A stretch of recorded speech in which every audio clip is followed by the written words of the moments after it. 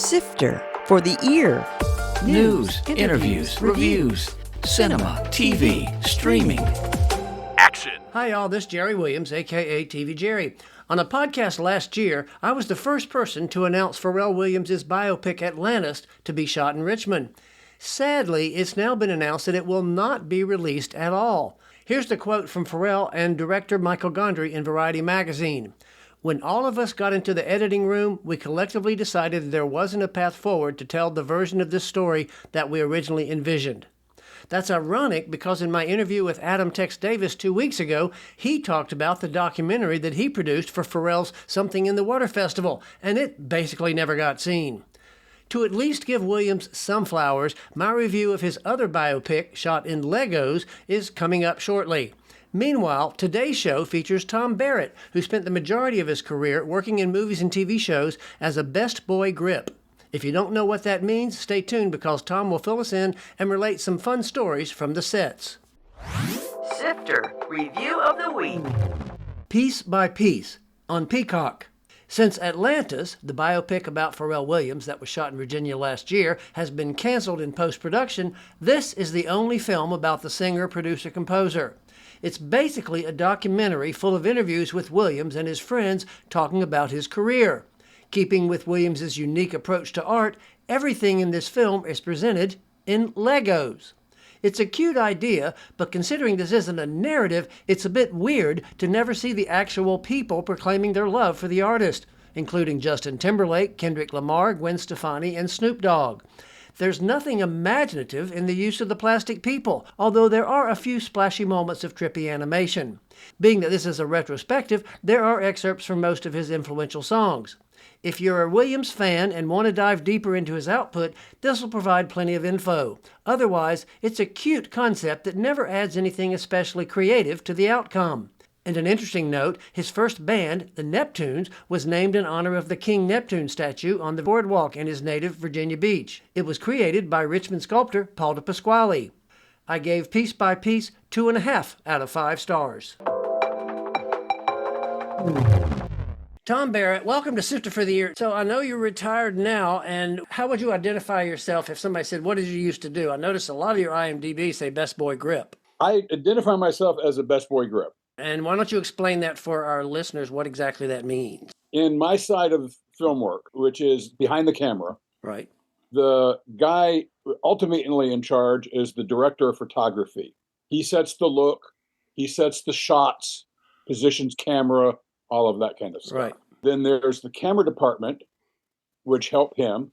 There is the lighting department, or electrics, as it tends to be called in the business. Right. And they are responsible for getting, electrical power to the set and the lighting. Next to the electric department is the grip department. And my short sentence is we create shadow. Right. We have more functions than that, but our main set function is we shape and control light, whether it's the light given by the electrics, we color it with gels to make it warmer or cooler. We soften it with a variety of different diffusion materials. Right. Like to say, we take away the bad light and leave the good light. Oh, okay. That's a good way to put it. Right. And right. that can be also light provided, that can be sunlight. We do much the same thing. We shape and control the sunlight to some degree. Right, right. We can bounce it from outside, inside a house, or reflect it onto the actors. The other thing that we do is we move the camera. Most on-film camera work is done on a dolly or a crane. And if it's a crane or a dolly, it is a grip manipulating it. Now, as you well know, there are things like Steadicam and a whole variety of more modern camera accessories that the operators will work themselves. If a camera is rigged onto a car, grips do that. We also can manipulate sets depending on how your show is set up. Sometimes there is a carpenter, an on-set carpenter, if walls need to be taken out, because our sets will be designed to have removable walls. Right. Because we want to shoot from that side of the room and you don't have enough space. That's why they build sets. Sure. You know, Yeah, right. it's much harder to take out a wall in somebody's home. Footnote. Tom and I got sidetracked, never got around to part 2 of my question. A best boy is a crew member who acts as second in command to the key grip, who's the head of the grip department. Now, your start was in theater, right? My undergraduate degree is a Bachelor's of Fine Arts at Virginia Commonwealth University in technical direction. How did you get out of the lucrative field of theater to get into the lucrative field of being a grip? You know, I was always aware of movies and that kind of stuff, of course. Well, somebody that you probably know, Tim Gabbert. Sure, Tim, yeah, right. You know, right. back in the day, you know, big fro-headed Tim. Right. He was working with Colony Productions and studios here in town. Footnote. Colony Productions is a film-based production company that started in Richmond by owner cinematographer Bill Peterson, who's now in Florida. And when I graduated, I took a job out at King's Dominion as their master electrician for their live shows. Partway through the summer, he called me and said, "Hey, we're doing this series of commercials, and I think you'd like get a kick out of it." You know, and I said, "Fine." So I quit and went to work for Colony Productions, and we produced the first TV commercials for what was then called Best White, before it became known as Best Products, and that evolved into just Best. Footnote. Best, aka Best Products, was a chain of catalog showroom retail stores founded in 1957 and running through 1997. It was headquartered in Richmond and founded by Sidney and Francis Lewis, who are now the largest benefactors of the VMFA's contemporary art collection. After Tim talked to me and I knew I had a job, I started growing my beard back.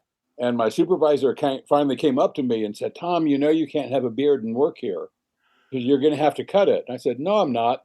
And reached into my back pocket and handed her my letter of resignation, which I'm carrying around, waiting for her to come to me.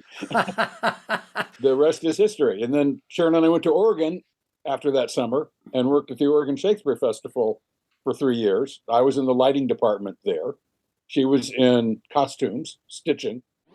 Footnote. Sharon Spratlin Barrett is Tom's longtime wife and a professional makeup artist. And we came back and I called Tim Gabbert again and got a job with Colony and stayed there for almost 10 years. So how did you transfer into the movie world, which obviously is where you made the majority of your career? Yes. Once again, through good friends. I had met Skelly Cummings and Gary, God, I just forgot Gary's last name. They were working on a movie of the week. And I said, "Well, I really like this." And then went back to Colony. Another buddy, Gary Swink, called and said, "Hey, I'm working on this movie called No Mercy. We're going to be going into Wilmington to film. Would you like to come in and work electrics with us?" And this was non-union, $1,700 a week, but I had to pay my own housing and, you know, all of that. Right. This was back when Wilmington was an early hotspot for film production. Yes, this was at Dino De Laurentiis' studio, DEG. I pulled the plug, quit Colony. Pun intended. And went down and worked with Gary. And Skelly had gotten a call to go to a show, and he couldn't do it or didn't want to do it. So he gave them my name. And I said, "Sure, I'll do it." And we went down. It was in Lake Lure, North Carolina, and it was Dirty Dancing. Yeah, right. And I did the second half of Dirty Dancing. The first half shot in Virginia at Mountain Lake. The rest of it was shooting in Lake Lure, and I went and spent whatever it was, you know, a month or so. And pretty much after that, I was mainly doing films. I was still flip-flopping some commercials, you know, and did, I don't know, maybe about 10 shows as a key grip here. So what would you say the major difference is, besides time length, of course, of working on a commercial versus working on a feature? You get paid regularly on a feature. Right. And a lot of times, especially locally commercials, here they do not use payroll companies. So, you know, you invoice and then you're on a minimum of a 30-day wait. Right. For the most part. And I'm sure, you know, this was your world too. There have been more 60 and 90-day jobs than you'd ever want to get. Oh, yeah. And on the occasionally you get stiffed and you never get paid. I liked the steady work of a feature. When I was working on The Walking Dead, that was 7 months out of the year, pretty much of 6 months of shooting in a 7-month period. And those were the 16 episode seasons. Surprise guest drop in. I want to ask you more about working on that and some of the other work you've done, but you were mentioning these people who have been people who've helped you land gigs in the past, and one of those people has dropped in to give you a little surprise here. Yeah. Oh my God. How did you know about Eddie? I have my ways, Tom. I have my ways. Well, it was funny because when Sharon and I were talking about this, I said, well, the ideal person would be Eddie, but I don't think Jerry would know about him. And she said, you don't know. He's very sneaky. She knows me well. She knows me well. Footnote. Eddie Evans is a longtime key grip, now retired, and an old dear friend and co-worker of Tom. So, Eddie, what would you say is the number one thing Tom brings to the set? Organization, I think. And he's fantastic with paperwork and with dealing with the office. It sort of started out was Tom was more the hothead and I was the calming influence. But it quickly turned the other way around where the office would, there'd be some kind of conflict with the office and I'm going off like, Donald Duck. And Tom was like, don't worry about it. I'll take care of it. And he did. And so all those organizational traits that I'm not so good at, he filled in for all that. Can you think of one or two good examples of some fun stories of something that happened on a set that was particularly amusing or horrifying or whatever? There was a time when we were shooting, what the hell was the show? I can't remember the show. We had a crane. Do you remember this one, Tommy? And it was like a crane that we had both seen before, but we're not that familiar with it. Anyway, we put most of it together and it's like we're getting to the last few parts to put on. And it was like, okay, that's enough. We know what we're doing. Let's stop there. And I was like, no, let's finish the thing out. Let's take it all the way. And Tom was like, no. And it got to be a real screaming match. And all the boys were around like, what's going on here? Mom and dad are fighting like hell. Anyway, we didn't put the rest of the crane together. That's like later, we're asked to put the crane together and we get to those final pieces and they won't go all together. And it's like, and I know we should have done this. I knew that, and it was just, we had the front and the rear swapped. I mean, it was millimeters of difference between the clearances for the front and the rear piece of the crane. But Tom was more than apologetic. He was wonderful. And that was me, totally. But that was not the last time he and I argued over things. We're like an old married couple. We will argue all the time. Through the years, we maintained it. And I can't think of a better person to have worked with. When he and I retired, we both got a lot of very nice compliments from our crews. Yeah, people liked working for us. Sometimes you feel like, what did we do? All we did was make movies. And then you realize it wasn't just that. Through our work and through the way we work and the way we would handle people, we made a slight difference in their lives. And that's what I look back on. Many good memories, many good memories. Thank you so much, Eddie. Yes, sir. Thank you. Bye-bye. So, Tom, let's go back and talk about some of the movies. I mean, you worked on The Accountant, you worked on Den of Thieves. There's a new one out now, the original Jackal, and there's a new series of that, which is great. Dolly Parton you worked with a lot. You mentioned Walking Dead. Why don't we start with that? What were some of the fun, interesting things, challenges of that long shoot? And so I joined in second season, and then we worked seasons 2, 3, 4, and 5. It was an incredibly difficult, hard show to shoot a lot of times. Was that because it was outside and hot all the time? Yes. The second season, we were shooting on a farm. It was the end of a 7-year drought. The farm was an organic beef farm, so you couldn't spray insecticides or anything like that, So there were ticks and chiggers everywhere.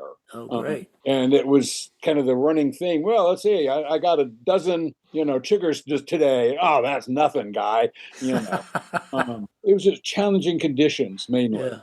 Obviously, a lot of stuff has gone to digital in the last 20 years. Yeah. Other than obviously it's much faster, you can see it while it's happening because it's right there on a monitor in front of you. What are some of the other differences or challenges for the electric department or for the grip department in that case? It was easier to light. You did not need as much light because it's more sensitive and Right. You can control the ISO is adjustable, the film speed. And a lot of the old film terms are still held in digital. You still check the gate. You still have a film break. So that's one difference. And then as lighting changed from incandescent to HMIs to LED. Now, our side of the business hasn't changed that much. You still shape and control light, but LED is more controllable from the source. And they can change the color And right yes, there, too. and they can change the color. So some of our color changing isn't done as much now. Cameras, the rigs is still the same, but they're much lighter. Tell me about some of the other movies. What were some of the most memorable shoots you worked on, whether it was great or a challenge? Iron Will was shot in Duluth, Minnesota in January, February, and March. Oh, great. Our night exteriors were minus 38 degrees. Good Lord. Air temperature, not wind chill. Minus 40 air temperature, not wind chill, was our cutoff point for filming because it got too problematic that the film would not work well. Right. This was shot with 35 millimeter cameras, and they had one camera stayed in the unheated jockey boxes, the storage boxes on the camera truck, and that was the one you used outside. It never went inside a heated area. And the reason for that is? The change in temperatures shifts the focal points in the camera. And then you go inside, and they bring out the other camera that stayed warm all the time and hustle it in and shoot with that. Also a condensation issue, too. Yes. Could be, right? Yes.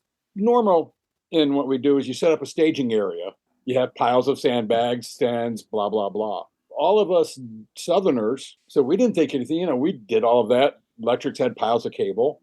In Duluth in the winter, it lightly snows almost every night. What would be due here in the winter is snow there because it's the temperature change. And we'd come back in the next morning and go, where the hell would I put all this stuff? I had dolly track out.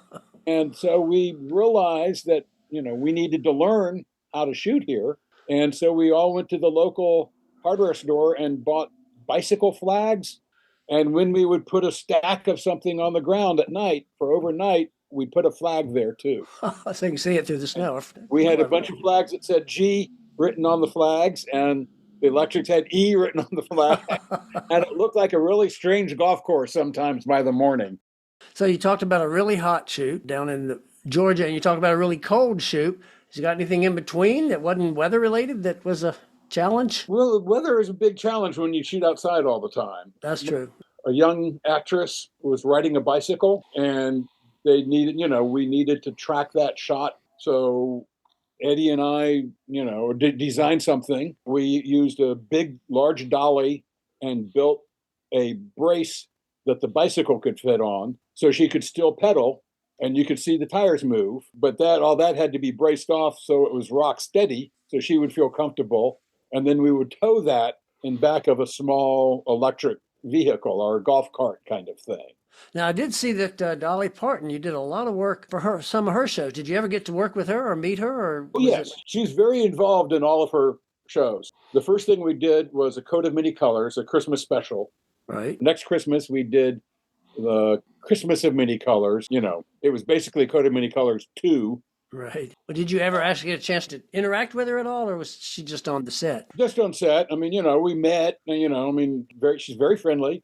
If she had time, she'd stop and say hi. She's as sweet as the reputation, in other words. She is, yes. And she's also a Steel Magnolia. She is a very smart businesswoman. Now, obviously, as a grip, we try not to interact too much with the cast, just because it's not our position to. Sure. Yeah. Like a stagehand, we're in the background, and that's where we want to be. This might be one you can't name, but has there ever been one, whether it was a TV show or movie, where it was just a disaster? Disaster, no. You always kind of get it out. There's certain shows, though, that are not as enjoyable. We shot the first several episodes on Vampire Diaries. Right. It was not fun for us. We were not getting along with the DP. Eddie was not getting along with the producer. Ultimately, we left the show. So that's interesting, because I thought about that earlier. So what does happen if you have a director or a director of photography who says, well, I think we should do this here, and you're like, well, obviously it's not your place to say anything. Do you and Eddie just roll eyes and keep going? Pretty much. As long as it doesn't endanger anything, it's his job. It's his show. Now, a show without Eddie, here, I was rigging on John Adams. Footnote. John Adams was an HBO miniseries about the Founding Father. It was released in 2008. And the key grip, he was not local. he wanted us to put up this 8x8 rig, I think it was, or 12x12 attached to a condor.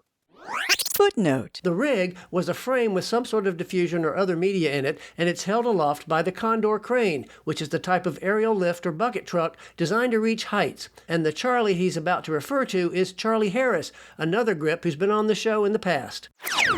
Charlie and I, knew that it was too lightweight for the wind that we were using. And we advised against it. And he says, I don't care, put it up. And it collapsed. And nobody got hurt. So I guess it was, no harm, no foul in that sense. Well, now you mentioned safety. What kind of things specially do you have to do on a set to make sure that nothing does go wrong from your department? Obviously, every department's got their own things to do, but right. And part of the grip department is set safety. If there are no special effects crew there, a lot of times it falls to the grip department to kind of watch it. That would involve scaffolding. You build scaffolding to put lights on. You might build scaffolding to put a high camera on. When you have lights in these condors, there are limits established by the manufacturer. You can have this much stuff at 11 miles an hour. We carried an anemometer, a wind speed indicator, and would put it in the basket for these things when they went up. So we would know what was the real wind speed up there, not on the ground, because it is different when you're 100 feet in the air with a light. Now, fortunately, as time has gone on, more of these lighting things have become remote controlled. We no longer put men up, but you still do on occasion. Weather, just plain old thunderstorms. Oh, yeah. When you have weather coming in, at what point do you pull the plug and everybody runs for safety? But there are studio guidelines established by the industry. So we follow those studio guidelines to some degree. And they change too. That used to be at 3 miles, then it moved to 6 miles. And now they're doing 10 miles away. Lightning 10 miles away, you shut it down. Wow. And you have to wait for 30 minutes without lightning. And that can become a contention point. Sure. I was working in Atlanta with another key grip, and it was pissing rain. And we were out there, and, the storm was coming up. And he goes, let me go talk to him.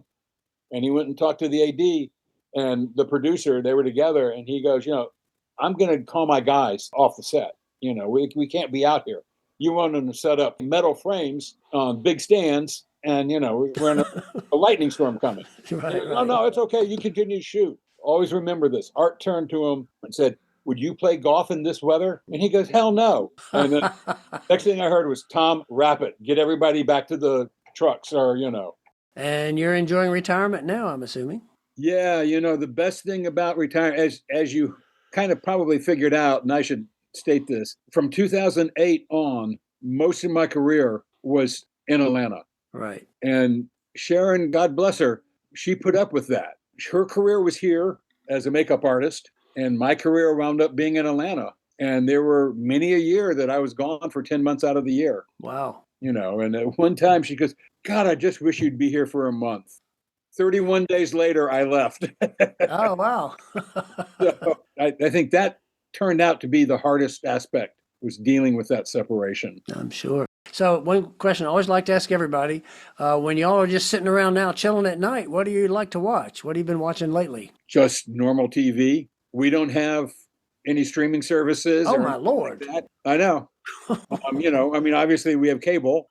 I record a lot of things on TCM, the old movies, and, but we just watch episodic TV. Okay. I love all the mysteries. Have you watched the new Kathy Bates one, Matlock? Yeah, it's okay. It's not one of our favorite, but I like her so much that, But, a lot of the British mysteries on PBS and, Masterpiece Theater and that kind of stuff.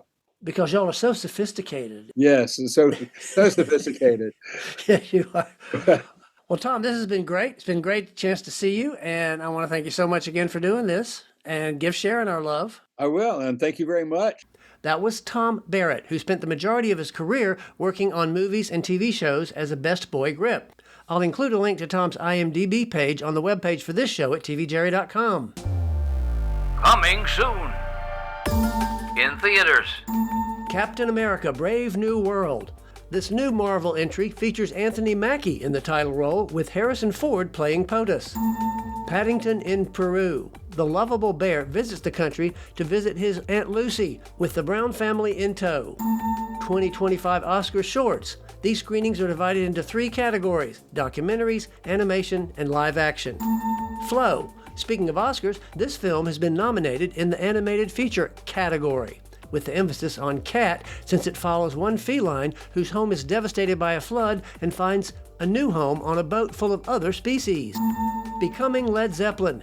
This is the only documentary about the band that they participated in, including new interviews with Jimmy Page, Robert Plant, and John Paul Jones, as well as rare archival interviews with the band's late drummer, John Bonham. You, Me, and Her. A couple goes on a getaway vacation where a third person enters their relationship. TV and streaming. 0 Day on Netflix. Robert De Niro, Jesse Plemons, Lizzie Kaplan, and Angela Bassett star in yet another political conspiracy thriller centering on a devastating global cyber attack. Win or Lose on Disney. This animated comedy follows a middle school softball team in the week leading up to their championship, and each episode is told from the perspective of a different character. SNL Live Special on Peacock. Continuing the 50th anniversary, this is the big 3-hour live show. White Lotus on Max. Their 3rd season is set in a resort in Thailand with Walton Goggins, Parker Posey, Jason Isaacs, Carrie Coon, and more. Yellow Jackets on Showtime. The Valentine's Day Yellow Jackets will eat your heart out. Take it from there for Season 3. Reacher on Prime. Season 3 of this series, based on Lee Child's novels about this violent character played by Alan Richton. You know, you can subscribe to this podcast on the usual platforms, or you can go to TV Jerry, click on the podcast tab, and there's a link to enroll. If you enjoyed my interview with Adam Tex Davis, he'll be back next week with part 2, where he'll talk about punching up a script, working with other famous people like Neil deGrasse Tyson, his wife's encounter with Martin Scorsese, and his podcast on the Oscars with famed comedy writer Bruce Vilanch. This is Jerry Williams. Thanks for listening. For more Sister, including literally thousands of reviews, visit tvjerry.com. That's a wrap.